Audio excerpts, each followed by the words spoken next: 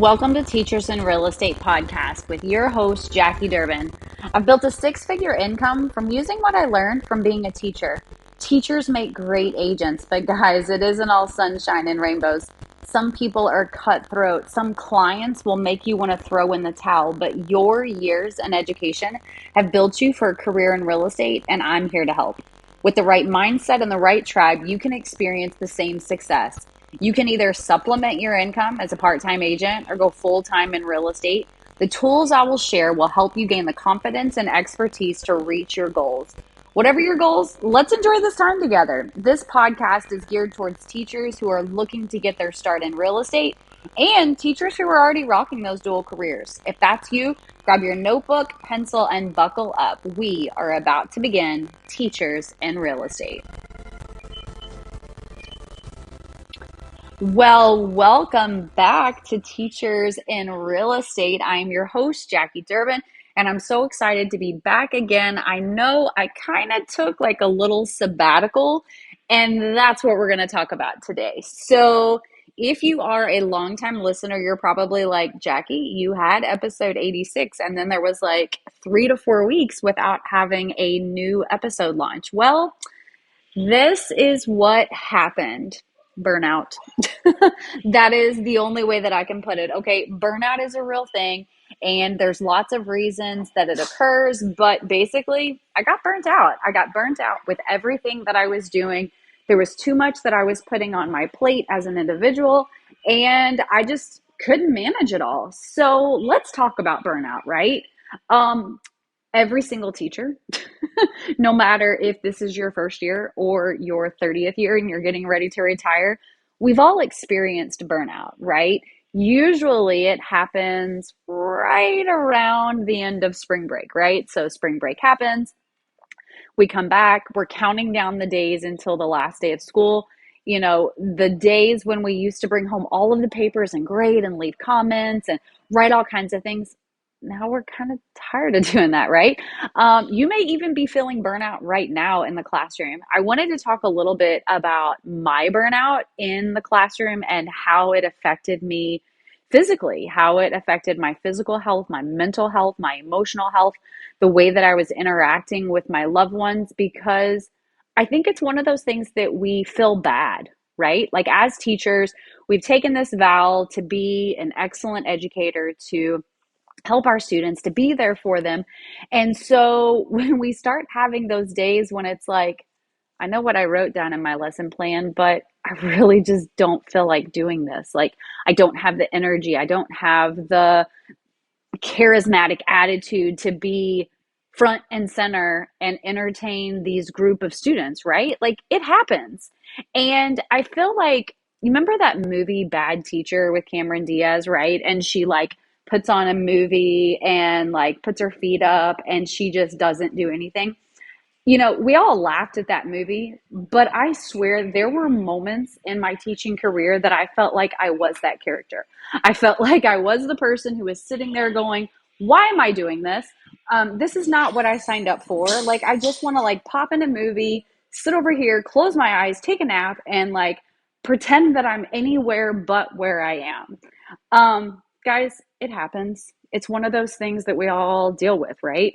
So how do we handle that when it also occurs in the world of real estate, right? So back when I was still teaching in the classroom, typically my burnt out happened, like I was telling you, right around that spring break time, right? Or like right before a long break, and then I'd come back and I'd be kind of regenerated and that kind of stuff. It always happens at specific times in the school year. When I didn't feel burnt out was at the beginning of the school year. I was excited. So why do we feel totally energized at the beginning and not in the middle or towards the end, right? Well, that's easy. When we come back, we're coming back from a summer break where we didn't have to grade papers, create lesson plans, attend IEP meetings, do all of these faculty meetings, do all these other extracurricular activities, right? We had had a break. That's the reason why so many teachers don't feel burnt out at the beginning.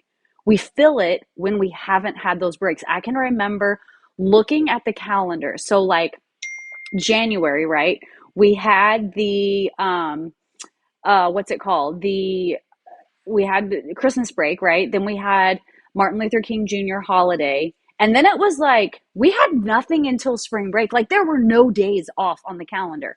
And I remember as a teacher, I would always save up time just to be able to kind of like use some sick days, use some personal days from that January, mid January, like the 18th, 19th ish until spring break. I had to have some time off. If not, I was going to feel burnt out. Well, in real estate, guess what? You're going to feel burnt out too. Okay. And the reason why is because if you are a buyer's agent, maybe you're feeling burnt out because you have shown so many homes and you haven't written a contract, right? The things that really rejuvenate me as a real estate agent is knowing that I have found my buyers their perfect home, knowing that I have helped my sellers get top dollar on their listing. It's all the other stuff in the middle that causes you to burn out. So when I was teaching, my burnout finally got to a point where I was like, I can't do this anymore, probably in my last 2 years of teaching, which just so happened to coincide with the COVID pandemic. Now, I always tell people I didn't leave teaching because of COVID, but it was a time in my life when I felt extremely burnt out. I felt like I was a failure. That was something else that contributed to my burnout, right? Because I was watching my students fall farther and farther behind. I was seeing that educational gap, right, where we see like highest performers, lowest performers, it continued to increase. And I just felt like there was nothing that I could do. Like there was nothing that I could do that was going to make a difference. There was nothing that I was going to do that could mimic online learning with being in person. I was watching my own students kind of deteriorate emotionally because they were missing, right? That face-to-face human contact that's we have, right? It's part of, I don't know, like our human needs, right? It's like, okay, you need food, you need water, and you need human contact in order to feel that you're a part of a community. And so in those last 2 years, I think was a time when I was just like completely burnt out with the idea of being on an island. Like it was really sad. Even when we went back into school, it wasn't the same, right? You know, the things were lifted, you know, we were able to be back into school, but it still didn't feel the same, right? Like we're wearing masks all the time. We can't see each other's faces. You know, it was just, oh my gosh, it was so different and it was so hard to figure out a way to find joy in a career that growing up, that's all I ever wanted to be was a teacher. Now, as a real estate agent, guess what? I have the same burnout. There's days when I'm just like today. Today is a perfect example. I felt like there was so much on my plate as far as like taking care of clients, taking care of our team agents, you know, assisting our admin, looking at all the different projects and things that we put on as a husband wife team, and then also within our brokerage. And I was just like, I can't wrap my head around this. Like, I can't, I'm a person who makes lists. Like, that's the personality type that I am. If you're type A, hello, I'm your friend. Um, and guys, I couldn't even make the list. Like there was so much stuff going on in my head. And that's one of the signs of burnout. When you can't even organize your thoughts or organize the list of things that you need to do, that's when you are really on the verge, I feel, of a burnout breakdown. That's what I call it. Burnout breakdown is when you're just like sitting there and everything makes you cry. Everything makes you feel like a failure. Everything makes you feel like you've made the wrong decision. And that's kind of where I was today. Like, to be completely honest, I was just sitting there like, I can't even think of all of the things that we do. And I was talking to our admin because we were in the office and I was like, okay, I'm making a list and I called it the shit show list of things that we do. And that's literally what the Google document was titled. And I'm like, okay, I'm going to tell you all the things that we do and then you tell me what I'm missing. Guys, there was like 12 things that I didn't have on the list because my brain would not allow me to calm down. Okay. And that was kind of the same thing in teaching, right? Like I would get so worked up in all the stuff that I had to do, right? The lesson plans, the answering the emails, the calling the parents, the filling out any kind of disciplinary referrals, making copies, helping kids, cleaning up the classroom, remodeling the classroom, taking down the stuff off the bulletin boards, putting new stuff up on the bulletin boards, knowing that districts was coming in. So I had to make sure that my SMART goals were up there and my content and my Common Core standards and what does it look like. And guys, it was a nightmare. And today was the first time in real estate that I really felt that same feeling. And so what I want to do is I want to talk to you all a little bit about things to implement into your daily life, that will help you to avoid this feeling now that you're in the real estate industry. So number one, self-care. Guys, it is imperative that you set boundaries within your business. For the longest time, especially when I first got into real estate, I was like, I don't have any hours of service. Are you kidding me?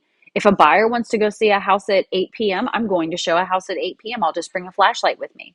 Oh, you want me to call you at, 7:30 when I'm reading a book to my son and getting ready to put him to bed? Of course I'll do that because my mindset was a mindset of scarcity.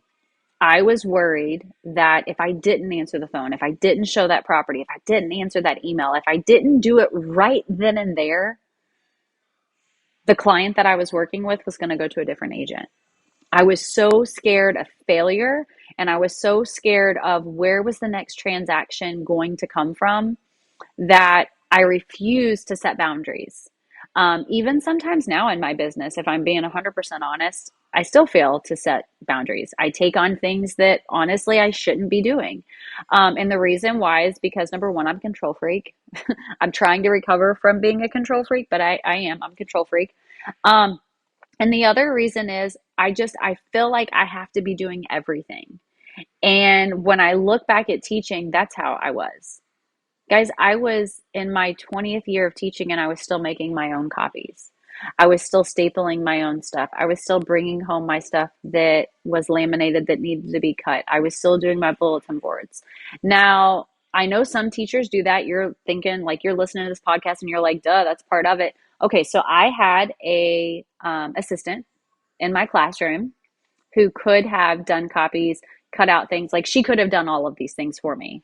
I was also very blessed in my last few years of teaching where we had parent volunteers that would literally do anything that we needed. And I refused to ask for help. I wouldn't delegate. So my next three words are going to be the best 8 words, but there's only 3 of them. Okay.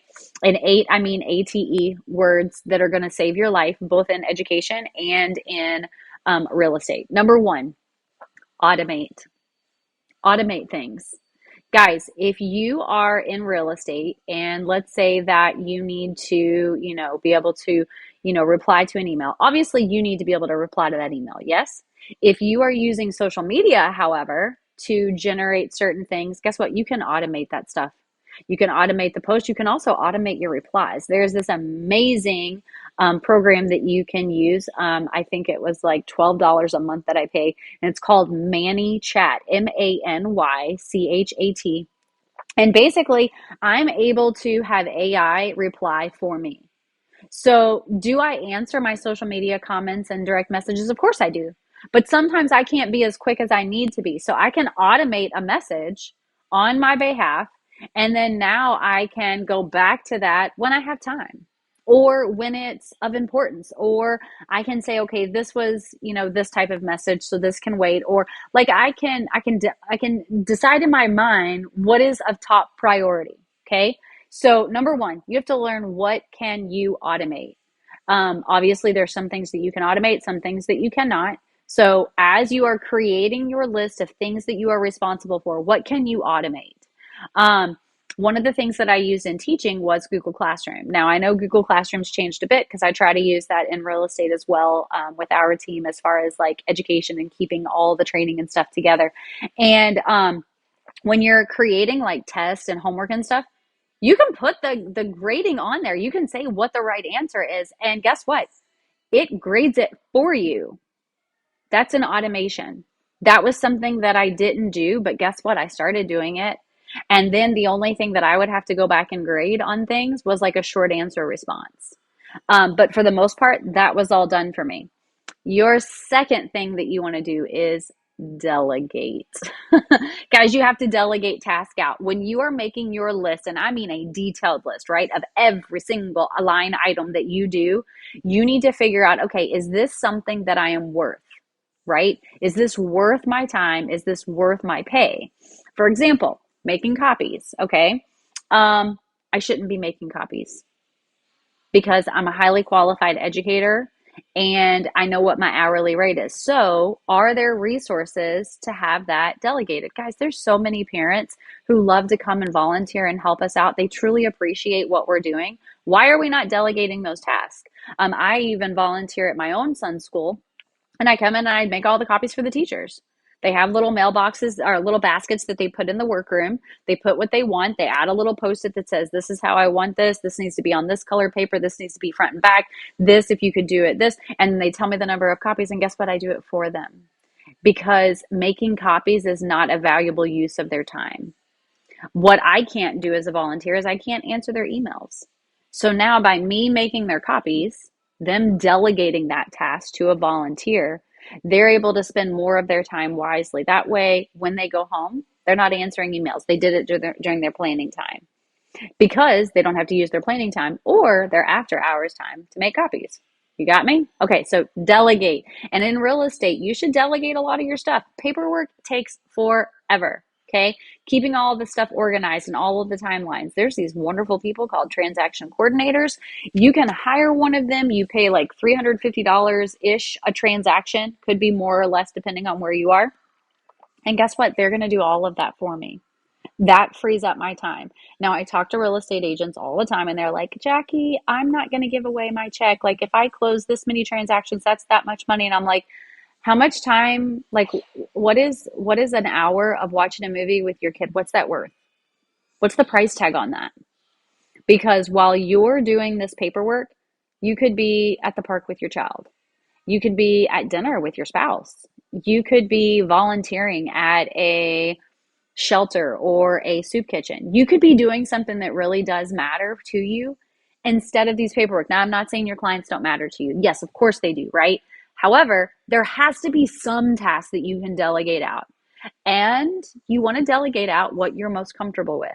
The last thing you want to do is delegate something and then review everything, right? So when I finally started allowing people to make my copies at school, I would go through and make sure that it was copied right. Guys, you have to trust the people that you're delegating tasks to. Okay. Now, delegate, automate. The next one is eliminate. Now, obviously in school, I can't eliminate everything, right? But maybe there are some things that I do that aren't really necessary. Like it's not needed. Maybe I don't have to have my room decorated for every single season, right? Maybe I don't have to change all of that stuff out because does it really benefit education wise, right? Maybe I need to eliminate some of my social media accounts if I'm in real estate, right? Maybe I'm trying to be everywhere, and by trying to be everywhere, I'm really kind of failing at it. How about I pick two things? And then if I can't automate it or delegate it, I eliminate it. Guys, burnout is a real thing. And being someone who is like the poster child of ADHD, burnout happens even more common for me. I notice it by number one, having the inability to stay organized. When I struggle to stay organized, that's when I know burnout's coming. The next thing that usually happens is I have a shorter fuse. So little things that never aggravated me start aggravating me. I have a hard time staying calm in my head. The next thing is I start to like rethink everything. I start seeing all of my failures. I start seeing all the things that I'm not doing well. And then ultimately, I'm just ready to give up. Guys, that's the last thing I want you to do, okay? You're an amazing educator. I want you to continue to be an amazing educator. So hopefully you can automate, delegate, and eliminate things that either don't need to be on your plate or really don't need to be done. In real estate, again, it's going to be easy to feel that burnout. When you do, take a break. There were days when this week that I was like, you know what? I can't show up on social media. I just can't do it. I can't create a YouTube video for this, that, or the other. I can't, obviously, there was 3 weeks that I didn't record any podcast. And the reason why is because I needed to take a break. Now, do I want to let people down? Of course not. But I also don't want to let myself down. And so when you need those breaks, take those breaks. Take self care, enjoy some time of self reflection, and just kind of like, figure out what's the most important things to me. What are the things that are bringing me the most joy? What are the things that are helping me build my business? What are the things that are helping me to sustain my business? And if it's not doing those things, then see what you can eliminate. Or maybe you don't want to eliminate it altogether, but what can you put on pause? If you can put something on pause and then come back to it, it's going to be even better because it's going to be more of you. All right, guys, burnout's a real thing. I want to thank you so much for sticking around. I want to thank you for joining us on this episode of Teachers in Real Estate Podcast. I hope you gained some valuable insights into how your teaching background can be a powerful asset in the world of real estate. Remember? So, if you have questions or topics that you'd like me to cover in future episodes, please reach out. You can find me on social media. I'm on Instagram, Jackie Durbin AZ. That's JACKIEDURBINAZ. Make sure you hit the follow and send me all of your ideas. I have loved being able to talk to some of the listeners who've reached out. I really do appreciate all of the kind words that you have shared to me because it fills my bucket and I can't pour from an empty cup. So until next time, keep building those relationships. Keep making sure that you are taking care of yourself. Give yourself a little bit of time to pause and take breaks when you need it, and keep making a difference in those lives of those children that you see every day, both in the classroom and the people that we see in our world of real estate. All right, guys, for updates and additional content, follow me on IG. I'll be back soon with more valuable insights to help you succeed in your real estate journey. Thank you for listening and have a great day.